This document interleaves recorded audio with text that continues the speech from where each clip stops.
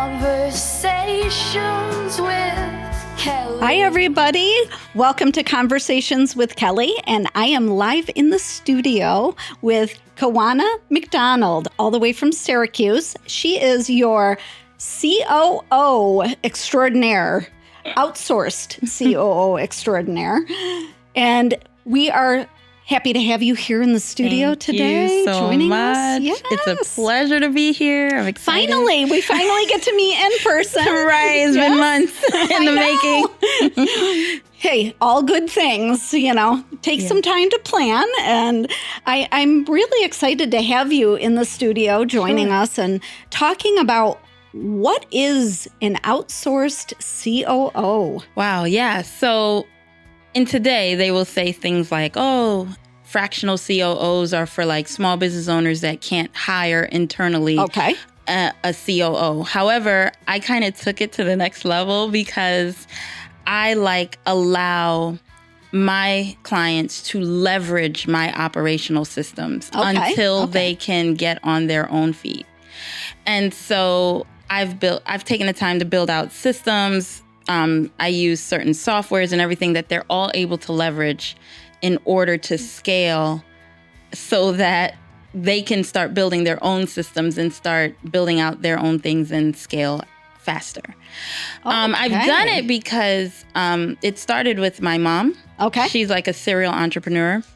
And when I saw her young, she was overworked all the time. But I wanted time with her. So I found myself finding ways to make things more streamlined or optimized just because I wanted time with her. So you were an entrepreneur from a really young age. It's in the blood. I can't, my grandmother was an entrepreneur. My grandmother, that's where everybody asks, well, where did you get all of this from? And where do you get your energy from? Oh, yeah. It's in the blood. Yeah, it's definitely in my blood. My grandmother was on it. Yep. And I think it helps us to understand owners so much better, right, on an intimate level. And so what I did was every time I streamlined something, she had all this free time, she would just go start another business.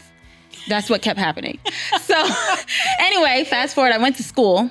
I went all the way to get my global MBA, and I started to work in other people's company, and I would help streamline and everything. And this one company I worked for, I worked directly underneath one of the presidents. They co-presidents were like brothers. And he fired me when I did a good job because he was threatened. He didn't understand the systems. Was he threatened? Yeah, he didn't understand the systems I was using. He didn't understand what was going on. Here I am trying to just give him the best so we can scale.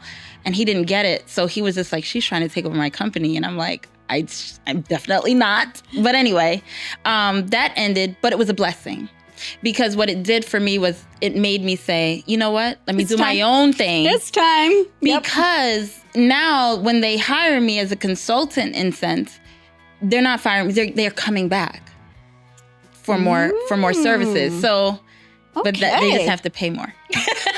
So let me ask you, have you found it to be more female or more male that work with me? Yeah.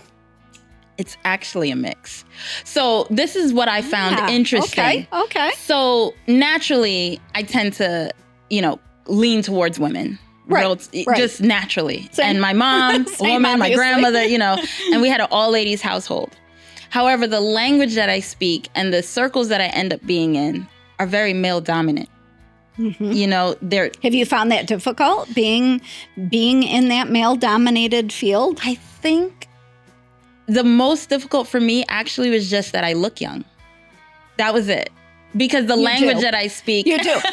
Then I saw her daughters walk in and I'm like, okay, either she had kids really, really young. I just like look 12 young. Or I look young. That's not a bad thing. That's not a bad thing. Well, in the business world, they're like, who's the intern? Okay, so. Yep.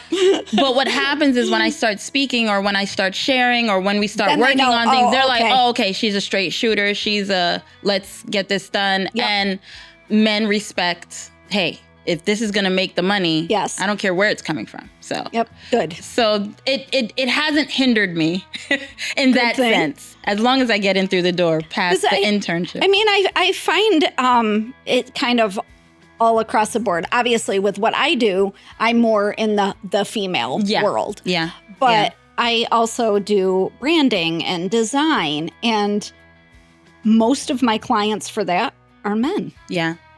They want it done well. And I've grown up in the male-dominated arena, working for Xerox and then working for printing companies or pre-press companies, ad agencies. Right. All male-dominated. Isn't that something interesting, though? Like, they're still dominating. But the females are usually the ones who are the creatives. So I'm like, how's that working? It doesn't vibe. And, I was young when I started working in the printing companies, and the men were it was terrible because they're like, I'm not taking direction from a female. And it was a constant struggle. I think times are slowly changing in the sense that agreed. What they care about are results. Yes. So if they're like, hey, she's bringing the results, then we're good with it. Let's bring the results. Yeah, then we're good with it. And I think I had to learn that really early. So hence operations, like one of the things I do or help my clients with is measuring their KPIs specific for their business. Okay. And also measuring what KPI is, because key performance indicators, right? I'm just going right in, my bad. People are going to be like, what is a KPI? Key performance indicators, in the sense that, for instance, I'll give a perfect example. One of my clients who was female was in an industry that was male dominant. Okay. And they're like, no nonsense. They're like, where's the value? We're paying you X, Y, and Z. Mm-hmm. And she had no clue that I had hidden in the back pocket a chart of KPIs stats to say, for this money that you've invested, this is the return she's brought. Versus other companies you have used, I even brought their numbers out. Other companies you have used, you paid them this amount, and look what they really brought you. They were probably it was silent at the table, and it saved the contract another few years. Yeah. Wow. That is the power of KPIs. When you can show your value, when you can show, and even look at your own company to say, am I actually growing? Because what happens is many small business owners, they go in, they may even scale really big, really quickly, but they don't recognize that their company is dying until it's dead. Yep. And that's because they're not way too late. It's too late because they haven't been measuring or showing their profit margins if it's gone down, or they may have great revenues, but if their profit margin has been shrinking, they don't even recognize it. They don't even see it. They probably don't even realize it. They don't realize it if they're late. That's the beauty of KPIs. So you offer this unique niche. Yeah, there are three areas I focus on. Okay. I call it automation, delegation, recreation. Automation is really the techie side. How lean are you with technology? Like, if you're leveraging enough technology, you don't need to delegate as much, right? Mm-hmm. And it will cost you less, right? So we look at all the areas on their workflows. Where can we automate some systems here? And then we move to delegation, making sure your team is the right team for the company. The team that can help you be a five-figure business. Delegating anything. But you want to get the experts, and you want to make sure that they are people that can grow with your company. Right? Because if the company outgrows them, now you have to hire a whole new team and train a whole new. It's better if they can grow with you. Yes. Right? So we go into that. And then the third part I call recreation, which you're constantly recreating your company for the next level. And that's where we put our KPIs to track, okay, this is where we are, this is where it's gotten us. Okay. But your goal is, let's say you're $1 million company, and now you want to get to 8 figures, 10 million. What does that look like? Well, you have to kind of recreate some of the systems. You may have to recreate some of what you're actually tracking based on your strategies to get there. All those things, I put that under recreation. So we use certain softwares and systems and all those things that they can help leverage to get them there quicker as we build out and help them build out their operations. Tell us about one of the biggest success moments that you've had. Oh, man. Your aha moment. The aha moment. Well, I was working with one of my big clients, And I helped them to scale to 8 figures. Okay. So they made like 21 million or so last year. All right. Wow. And I was like, you're good now. We built out your system. You can little go. birdie. You can fly out of the nest now. And they said, you're going nowhere. I want to scale farther. And I was just like, well, you're kind of at the top of where my capabilities are able to. Well, not that I could go further, but I would need more resources. Right. And I got my first $1 million contract. Just like that. Holy cow. Yep. They were just like, what is it going to cost you for this? Yeah, and you're not going anywhere. Yeah, and it was quick math too, just overarching. Right. And I was just like, that might be around $1 million. And they're just like, okay, send me the contract. And that was when I realized the value. Huge. Like, I already knew it was valuable, but that's when I realized how valuable. You knew that you had something that was there. Yeah. It was very invigorating. That's amazing. Yep. So. Wow. Well, congratulations. Thank you. Come on over here. I got a woman's magazine. Listen, I'm here if you need me. Yeah. So like I literally, how I do it is I take like calls. They go on my website and if they're a high school, because I try to help the students too.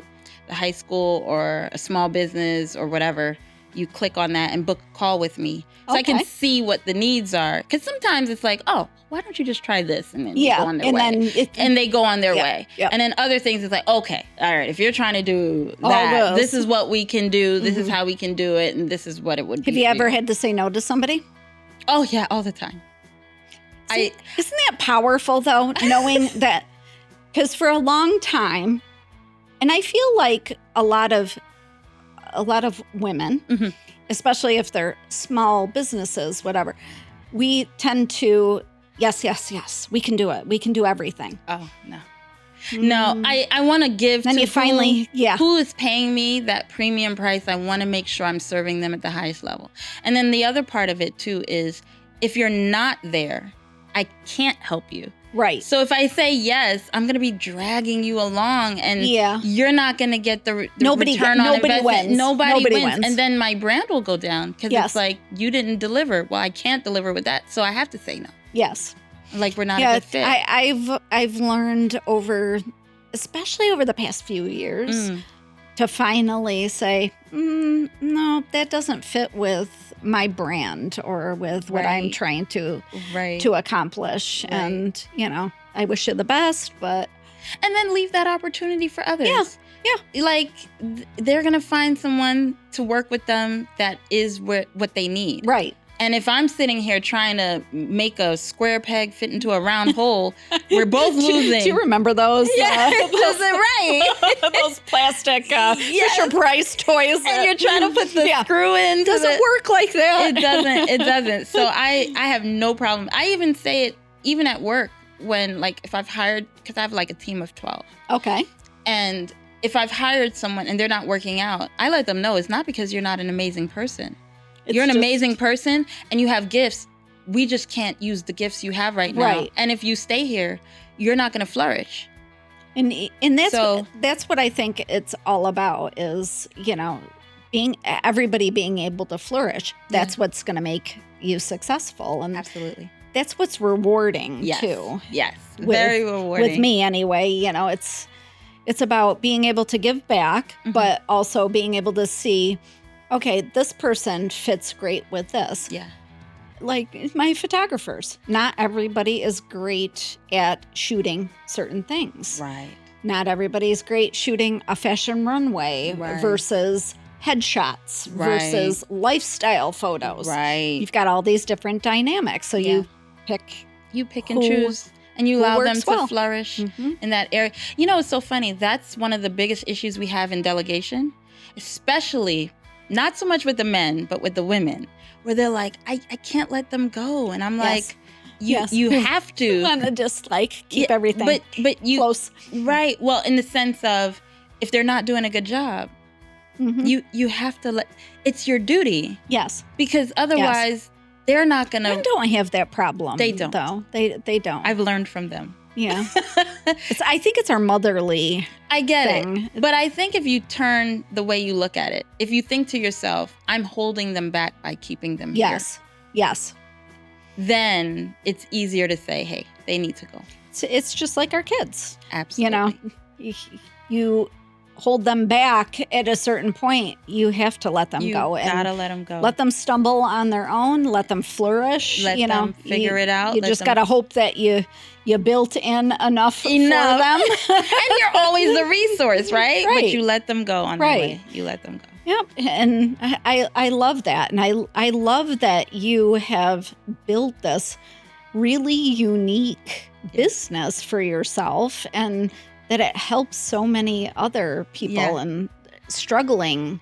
It's lots of fun. Most of it, surprisingly, because I have a coaching aspect of it. Anyone that works with me, you got to enroll in the coaching, because most of it is the mindset shift. I was just going to say, it's the mindset that you have to change. Yeah, because think about it. The CEO or the owner goes into business to do what it is they like doing, right? And then they kind of neglect the operations that are around it to expand it and grow, because they're so busy doing what they're doing. Fine. But then you get overworked.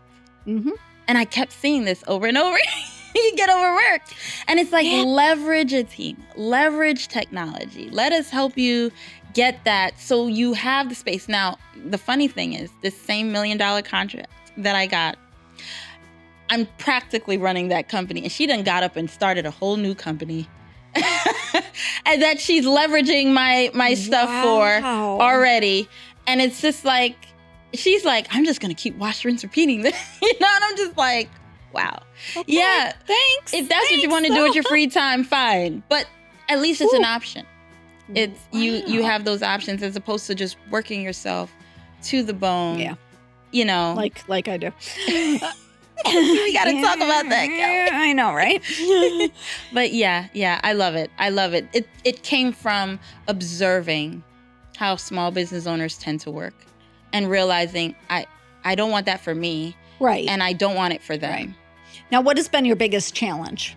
Oh, my biggest challenge is the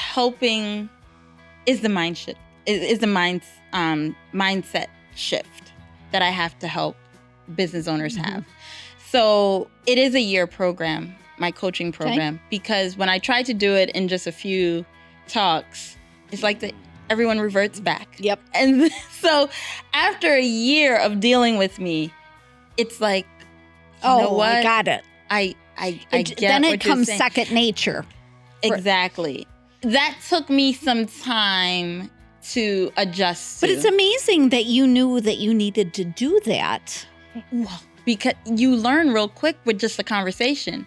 When you just make a suggestion, for instance, like operationally and strategically, you say, hey, I think this is the better way to go. But you're setting them up for success by doing it that way, instead of the reverse, where setting them up for failure right from the get-go. Exactly. And then they say, I don't even understand how that works. And then it's like, well, let me break it down.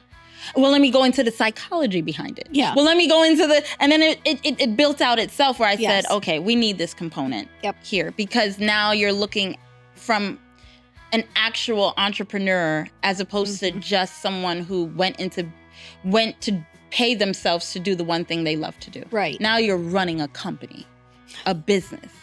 And it's not for the faint of heart. It's not. Running a business is definitely not. Not. Everybody thinks, oh, you own your own business. You're living the life. It's the greatest thing ever. Not everyone Jump back into reality, because not everyone can do it. And you gotta love it. It's great. It's great in some aspects. Yeah. And I mean, I love what I do most of the time. Right.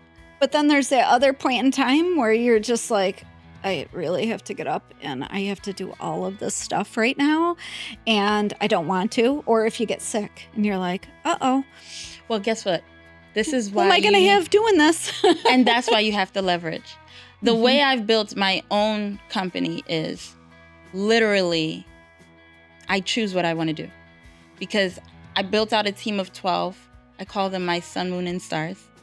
And they literally... Okay, I love that. I love that for you. Yeah, and they literally, I go get the work.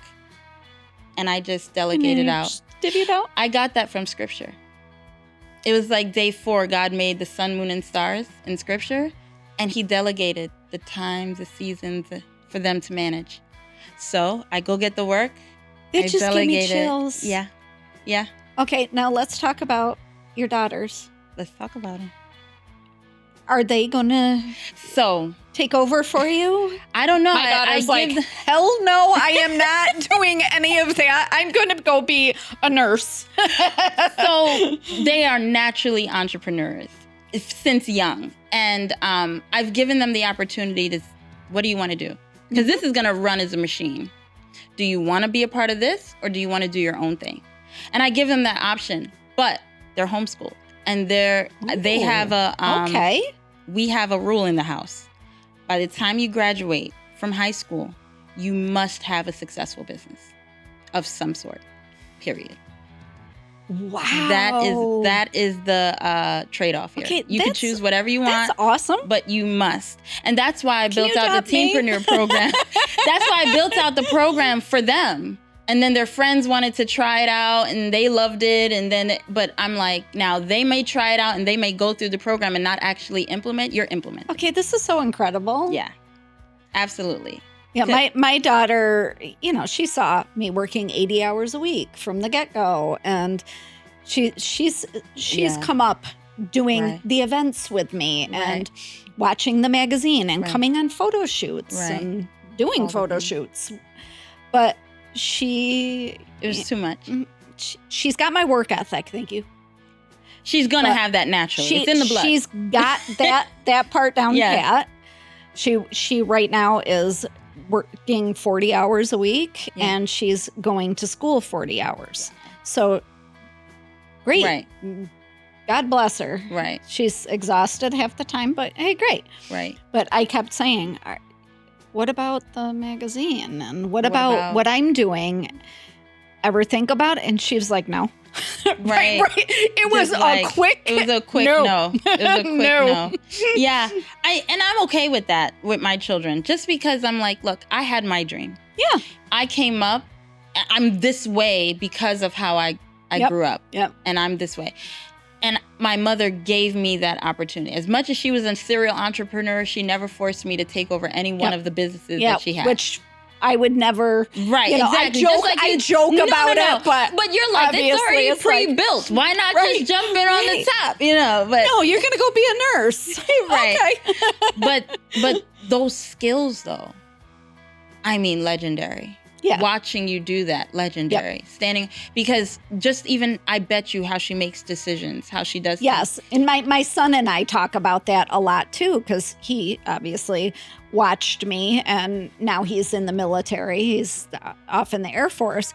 And he has said to me that it took him being away and out there on his own to really realize just how much I influenced him growing up and watching me build the man that he is. Yeah. And that's amazing. It was amazing to hear that afterward, because when you're going through all of it, you're like, am I going to make it out alive?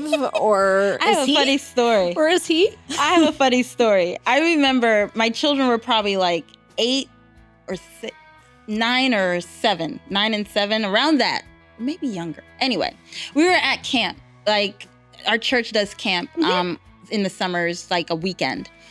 And there were all these churches come together at this camp. And it was like lunchtime or whatever the case may be. And they were sitting with their aunt in the car, and I wasn't there. And she comes to me afterward like, what are you teaching your children? And I said, what do you mean? She said they were in the car with me looking at other people's trunks, like what they had. They had chips and juice.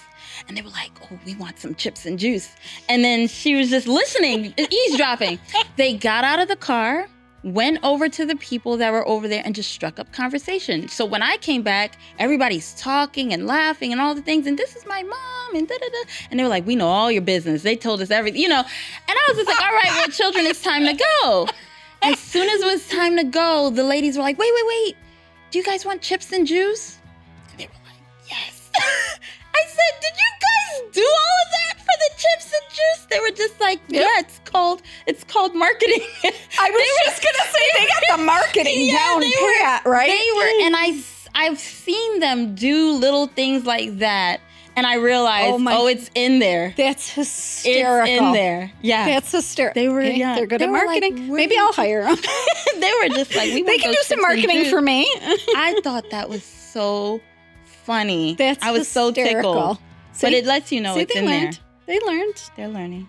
Well, I am so grateful that you came in and joined me today. This was amazing because I love being able to do these conversations because you find out so much that you didn't know about people or, that you thought you might have known, but you really had no clue. Right. And yeah, we did the feature in the magazine so that we had that end of it, but it's so much better when you get to talk in person and kind of feed off of each other. Yeah, so thank you for that. So how can people find you? The easiest way, KewanaMcDonald.com. www.KewanaMcDonald.com. Kewana. It's my name. Perfect. McDonald.com. And you choose. Are you a high school? Are you a small business? Are you what? You click on whichever it applies to you and book nice a call. and easy. That's it.